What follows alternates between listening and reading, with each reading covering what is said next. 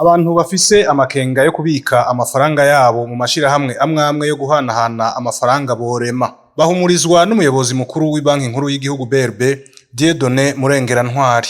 Duhumuriza yuko abakoresha ubuhinga bwose bwamewe na banki nkuru y'igihugu, yaba Ecocash, yaba Rumikash, yaba Samamani n'ayandi mashirahamwe ahanahana amafaranga yemerewe na banki nkuru y'igihugu, nuko ayo mafaranga yabo tuyakurikirana kandi tuyabona ku munsi.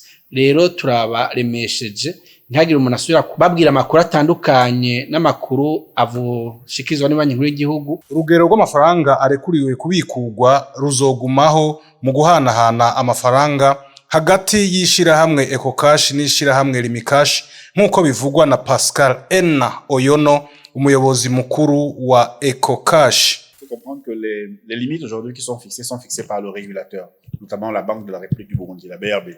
Ces limites-là sont en fait mises en place pour justement... Urugero ntarengwa rushingwa n'ubijejwe. Uyo nawe ni banki nkuru y'igihugu BRB.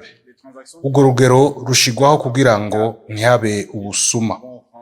Guhanahana amafaranga tugiye gukora bizotegerezwa kubahiriza urwo rugero. Nukuvuga ko bizogumuko kuko biruko mu ntumbero yo gukinga ubusuma. Muri make hazobandanya kubahirizwa ingingo za BRB. Respect des limites qui sont instituées par la Banque de la République du Burundi. Ivyo bikaba vyashikirijwe mu gihe hashigwa ahabona amasezerano yo guhanahana amafaranga hagati ya Ecocash na Rumikash kuri uno wa 2 Ntwarante.